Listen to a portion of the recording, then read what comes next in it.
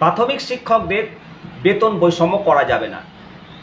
বলা বাহুল্য, প্রাথমিক শিক্ষক নিয়োগ নিয়ে এমনিতেই ব্যাকফুটে রাজ্য সরকার।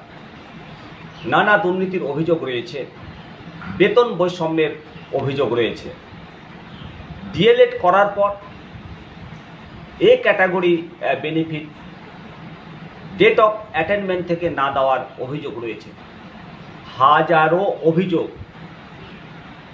কলকাতা হাইকোর্টের পরিষ্কার নির্দেশ, বেতন বৈষম্য করা যাবে না।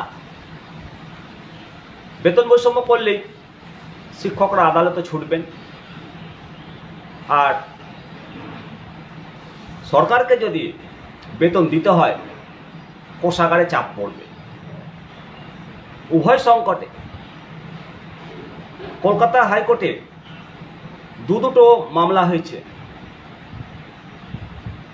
একটা মামলার রায় বেরিয়েছে, আর একটা রায় হয়ে গেছে। বেশ কিছু শিক্ষক পেয়েছে, আর সমস্ত পিটিশনার এই সংক্রান্ত রায় পেতে চলেছে। আপনাদেরকে দুটো রায় বলবো, পুরো ভিডিওটাই সঙ্গে থাকবেন। অবশ্যই আপনারা কমেন্ট করবেন আর খবরটিকে শেয়ার করবেন। প্রথমে যে বেতন বৈষম্য করা যাবে না, এটা মূলত বিএড পাস শিক্ষকদের। এই বিএড পাস শিক্ষকরা নিযুক্ত হওয়ার পর 1 দশক আগে ব্রিজ কোর্স করার কথা বলা হয়েছিল বাধ্যতামূলক, কিন্তু ব্রিজ কোর্স যে করবে শিক্ষকরা, সেটা জন্য নির্দিষ্ট কোনো কলেজ ছিল না। পর্ষদও মানে এই ব্রিজ কোর্স চালু করার জন্য কোনো উদ্যোগ গ্রহণ করেনি।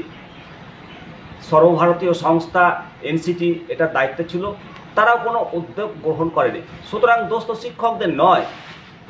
রাজ্য প্রাথমিক শিক্ষা পর্ষদ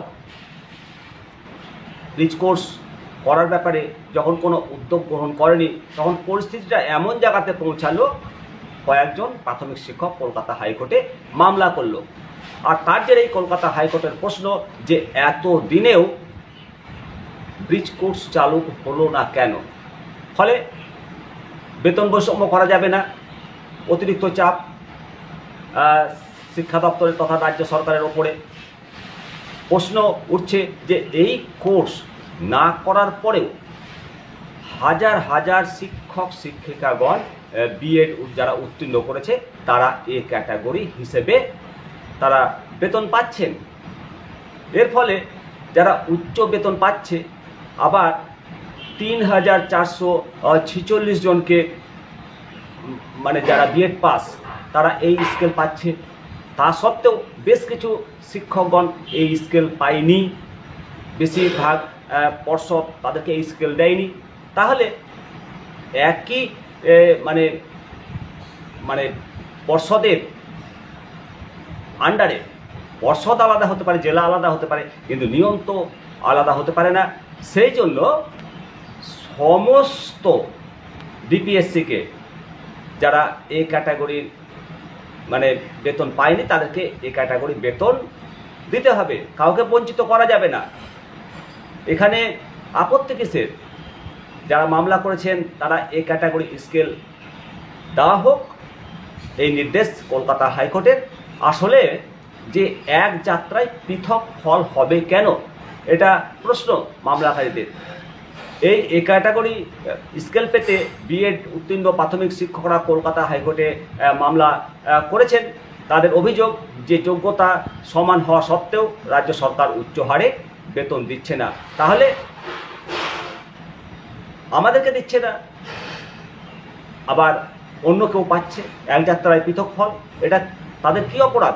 রাজ্য সরকারকে সওয়াল জবাবে এটা স্বীকার করে যে প্রায় 3500 শিক্ষক ব্রিজ কোর্স না করেও উচ্চ হারে বেতন পাচ্ছে। এর ফলে মহা সমস্যায় পড়ে রাজ্য সরকার। পড়াটাই স্বাভাবিক, কারণ যারা উচ্চ হারে বেতন পাচ্ছেন তাদের বেতন কমানো যাবে না। বেতন কমালে তারা আবার কোর্টে ছুটবে, আর এই মামলাকারীদের বেতন বাড়ালে সরকারের কোষাগারে চাপ পড়বে। অথচ কলকাতা হাইকোর্টের নির্দেশ, বেতন বৈষম্য করা যাবে না। কলকাতা হাইকোর্ট পরিষ্কার জানিয়ে দিয়েছে যে যারা বেশি বেতন পাচ্ছে তাদের বেতন ফেরাবে কিনা সেটা রাজ্য সরকারকে ঠিক করতে হবে। এই ক্যাটাগরি শিক্ষক ধরে বেতন দিতেই হবে, আর এর ফলে চাপ পড়েছে। আরও একটি যেটা গুরুত্বপূর্ণ খবর, সেটা হলো যে ডিএলএড করার পর ডেট অফ অ্যাটেনমেন্ট থেকে ট্রেনিং বেনিফিট দিতে হবে, দেয়নি। এনআইএস থেকে যারা ট্রেনিং করছে তাদেরকে ডেট অফ অ্যাটেনমেন্ট থেকে দেয়নি। এনসি যাদের রিমুভ হয়েছিল, মার্কশিট সার্টিফিকেটে ডেট অফ প্রিন্টিং ছিল 8/2022, আর 8/2022 থেকে দিয়েছে, কিন্তু date of attainment in service টিচারদের ক্ষেত্রে ডেট অফ অ্যাটেনমেন্ট থেকে বেনিফিট দিতেই হবে, দেয়নি। এই নিয়ে কলকাতা হাইকোর্টে মামলা দায়ের হয়েছে। ইতিমধ্যে বেশ কিছু শিক্ষক এই বেনিফিট ডেট অফ অ্যাটেনমেন্ট থেকে পেয়ে গেছে। এখনও হিউজ সংখ্যক শিক্ষক শিক্ষিকা বাকি আছে, তারাও ডেট অফ অ্যাটেনমেন্ট থেকে বেনিফিট পাবে। রায় আর মানে কিছুদিনের মধ্যেই বেরাবে। সুতরাং এখনও যারা এনআইএস থেকে ডিগ্রি করেছেন, মার্কশিট সার্টিফিকেট পাননি, এই ক্যাটাগরি বেনিফিটও পাননি, আবার পর্ষদ বলছে যে তাদেরকে ট্রেনিং করার জন্য ট্রেনিং করতে হবে না, হাইকোর্ট জানিয়েছে। আপনারা একেবারে চিন্তা করবেন না, ডেট অফ অ্যাটেনমেন্ট থেকে প্রত্যেকটি শিক্ষক এই ক্যাটাগরি বেনিফিট পাবে। এটা আদালতে শুধু আপনাকে পিটিশনার হতে হবে, পিটিশনার না হলে আপনি কিন্তু পাবেন না। আপনি যদি ভাবেন যে অন্য কেউ রায় পেয়েছে, সেই রায়ে আমরা বসে বসে পাবো, তা কিন্তু ভুল। সুতরাং মার্কশিট সার্টিফিকেট পাওয়ার পর যখন বেনিফিট পাবেন, আপনাদেরকে পিটিশনার হতে হবে, তাহলে আপনি আপনার বেনিফিট পাবেন।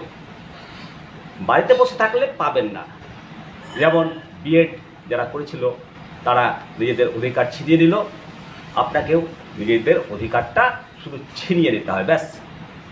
অবশ্যই আপনারা মতামত জানাবেন, এবং যারা মানে স্টেট নোডাল অফিসার ভেরিফিকেশনের জন্য মার্কশিট সার্টিফিকেট পাননি, আপনারা বিকাশ ভবনে গিয়ে 750 টাকা জমা দিয়ে ভেরিফিকেশনের জন্য দিয়েছেন। আপনাদেরকে বলবো যোগাযোগটা রাখুন। ভেরিফিকেশন হওয়ার পর মার্কশিট সার্টিফিকেট যাতে খুব তাড়াতাড়ি পান, তার জন্য যোগাযোগ করার দায়িত্বটুকু তো আপনার। বাড়িতে বসে বসে অনেকটা টাইম আপনারা ওয়েস্ট করেছেন, আর নয়। আপনার অধিকার, আপনি মার্কশিট সার্টিফিকেট পাবেন, পরীক্ষা দিয়েছেন 100%। ভালো থাকুন, সুস্থ থাকুন, দেখতে থাকুন নিমতিতা দর্শন। আপনাদের সঙ্গে আমি শিবরাম সরকার।